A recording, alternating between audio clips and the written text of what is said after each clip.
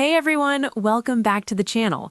If you're obsessed with the bold and the beautiful like I am, you know Fridays always deliver the biggest drama, the juiciest confrontations, and those cliffhangers that leave us screaming at the screen. Today, we're diving deep into the recap for Friday, February 27th, 2026, an episode packed with family feuds, betrayals, ultimatums, and enough tension to power a fashion show runway. We're talking Brooke Logan Forrester finally snapping, Eric Forrester getting pulled back into the Forrester fold, and the Will Electra romance hitting yet another massive iceberg thanks to Ivy's meddling. Grab your popcorn, hit that like button if you're Team Brooke or Team Katie, or just Team Chaos, and let's break this all down scene by scene, moment by moment. This is going to be a long one because there's so much to unpack. Stick around till the end for my predictions on what's coming next, because the spoilers are wild. Let's start at the Forrester mansion, the epicenter of so much Logan Forrester drama over the years. This place has seen weddings, betrayals, fashion disasters, and more than a few medical emergencies. But today's showdown might top them all for sheer sibling rage. Brooke Logan Forrester, played flawlessly as always by Katherine Kelly Lang, is done playing nice. She's had it with her sister Katie Logan Spencer, Heather Tom, who brings that perfect mix of vulnerability and steel to every scene, and Bill Spencer, Don Diamond, the eternal silver fox with a heart that's always in the right or wrong place. Brooke storms in and unleashes on Katie and Bill, basically accusing them of poaching Eric Forrester, like he's some prized designer on the open market. Picture this, the grand living room, sunlight streaming through those iconic windows, and Brooke's voice echoing off the walls. She's not just upset, she's furious. Katie and Bill fire right back, defending their decisions, pointing out that Eric chose Logan because he felt respected and valued there, something he wasn't getting at Forrester Creations lately. Bill, ever the protector, jumps in with his classic booming delivery, reminding everyone that Eric's health and happiness come first. But Brooke isn't hearing it. She sees this as a betrayal, a theft of family legacy. And then Donna Logan Forrester, Jennifer Garris, always the sweet peacemaker, steps in trying to referee like she's done 100 times before. Donna's pleading for calm, reminding them they're sisters, family, blood, but the tension is thick enough to cut with couture scissors. Finally, Brooke and Katie are left alone for the real showdown. This is where it gets personal. Brooke rips into Katie, accusing her of stealing Eric, of using him to build her own empire and stick it to the Forresters. Katie doesn't back down. She throws it right back, saying Ridge already forced Eric out with his overprotectiveness, treating his own father like he was too old to contribute. Ridge pushed Eric away, Katie argues, so Eric landed naturally at Logan. It's a classic Logan sister clash. Brooke, the eternal queen of Forrester Creations, feeling threatened by Katie finally stepping out of her shadow and building something of her own. Katie's comeback is sharp. She's tired of being the good sister who always gets overlooked.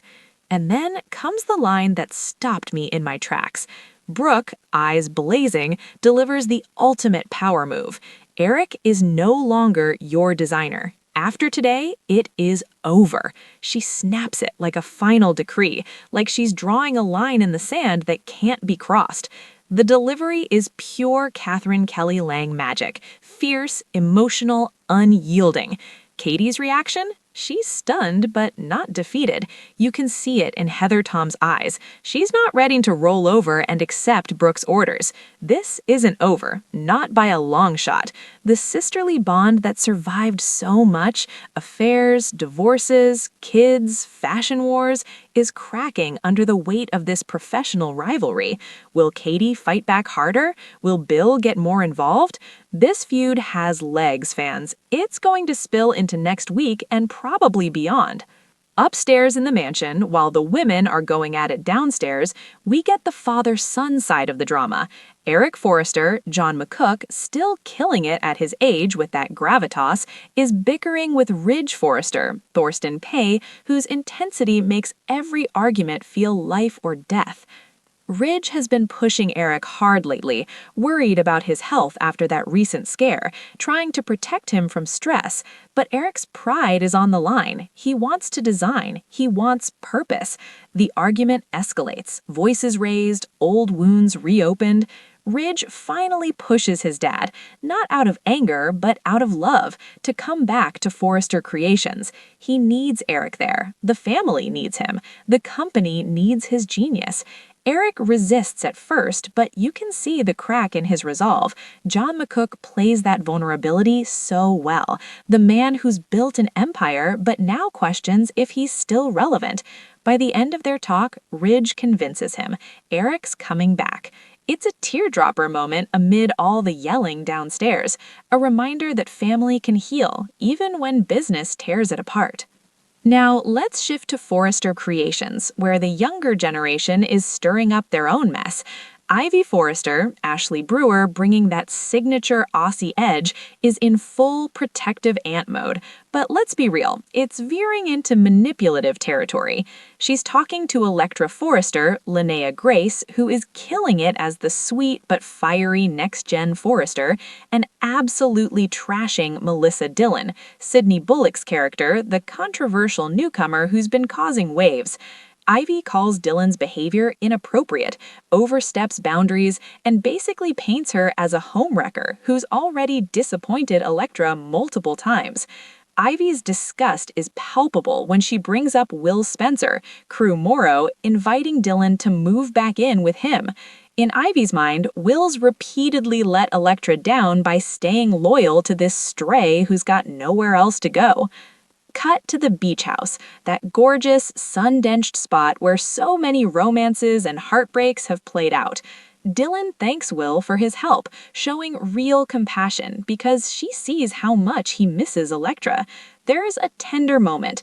Dillon offers a hug. Will accepts it. It's sweet but loaded with subtext. Will is torn. He cares about Dillon as a friend, but his heart's with Electra. He heads to the Forrester showroom afterwards, where Will and Electra finally come face to face. This scene is electric with unresolved feelings. Will and Electra admit they miss each other. The chemistry is still there. The longing in their eyes is real, but tension crackles like static. Will tries to blame Ivy for their problems, saying she's stirring the pot. Little does she know, Ivy is watching and listening nearby, probably smirking because her plan is working. Electra isn't buying excuses. She questions him point blank about whether Dillon is still crashing at his place, and then she drops the ultimatum again. She can't accept Dillon living there. It's her or Dillon. Choose. Crew Morrow plays Will's conflict perfectly, torn between loyalty to a friend in need and the love of his life. Linnea Grace's Electra is heartbroken but resolute. She's done being second to anyone. The scene ends on that cliffhanger. Will frozen, Electra waiting for an answer that could end them for good. Spoilers tease more turmoil ahead for this couple. Expect heartbreak, maybe a breakup, and Ivy's schemes pushing Electra closer to someone unexpected. Whispers of RJ in the mix. Ivy's not done meddling. She's putting even more pieces in place to protect Electra, but it's coming at the cost of everyone's happiness. Whew, that's the episode in a nutshell. But let's talk deeper. This Friday felt like a turning point for multiple arcs. The Brooke and Katie war over Eric isn't just about designs. It's about legacy, respect, and who gets to claim the Logan name in business. Brooke's declaration that it's over is bold, but Katie's not one to be ordered around. Heather Tom has said in interviews how much she loves these sister clashes because they're rooted in real love underneath the anger. Expect apologies, maybe, but not soon. This rift could last months. Eric's return to Forrester Creations, huge. After weeks of feeling sidelined, he's back where he belongs. But at what cost to his health? John McCook brings such depth. Every furrowed brow, every pause screams, "I've earned this." Ridge pushing him back to Forrester Creations is growth for the character. Thorsten Kaye makes Ridge's protectiveness feel like love, not control.